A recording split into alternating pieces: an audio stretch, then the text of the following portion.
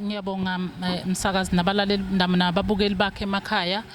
Umama uDeputy Mayor uIzeth wakamtshali lo uDeputy Mayor waseMhlabiyalingana.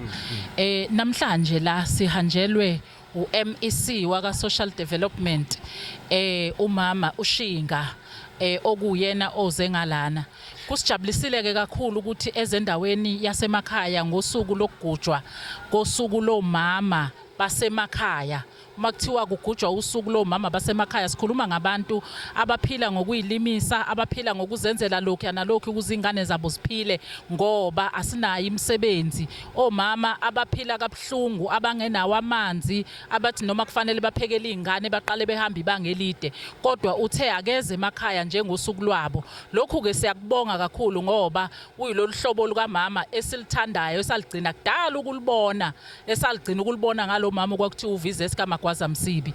Uyena umuntu owayenza njengaye ngaleso sikhathi. Siyabonga ukuthi kuno MEC ohambe enyathelweni zakhe owenza into efanayo. Umama kaMagwaza wayekade uDeputy Minister waka Science and Technology, kodwa wayebonakala kubantu vele uxakeke ukuthi umuntu weScience and Technology ufunana emakhaya. Wenza lokho okwenziwa uMEC lona esinaye njengamanje. Nathi siwumhlabiyalingana kusithokozisile kakhulu ngoba kuyimisebenzi yethu nathi ikona okusithokozisayo ukuthi siye kubantu sibona abantu bethu besizakala, sibona uhulumeni eza kubo ezobalekelela.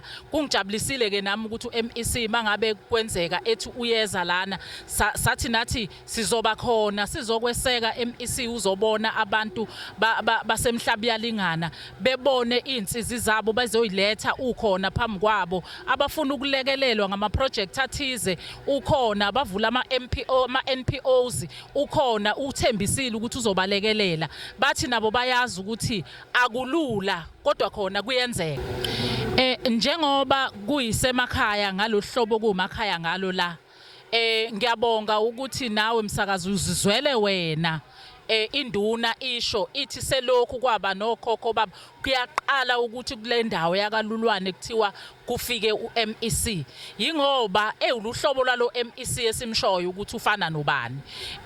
Thina ke kuyasithokozisa kakhulu ukuthi namhlanje ngalo MEC wokuqala kubo bonke MEC eminyakeni ewu30 kungakaze kufike MEC la, noma ngabe kuthiwa owamuphi umnyango akakaze afike la kwaLulwane, kodwa okokuqala ukuthi kufike lo okhona njenganamanje. Kuyasithokozisa kakhulu ngokwenziwa uMEC.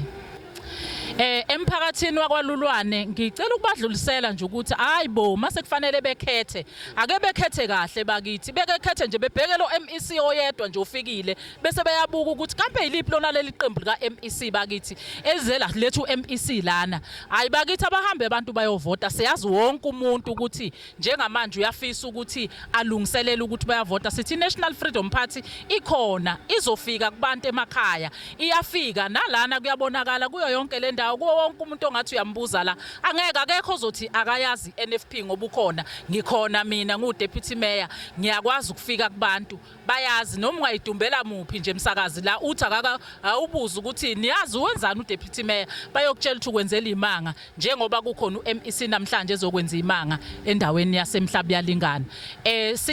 NFP siyafisa nje ukuthi siphinde sithola abanye uMEC nakulokho sifuna amakhansela amaningi kulokhu, bese kuthi ngo2029 sithola uMEC babe baningi ukuze iSouth Africa ikhululeke, ngoba ngeke izikhululeke kulabo bantu ekade sinabo sonke lesi sikhathi.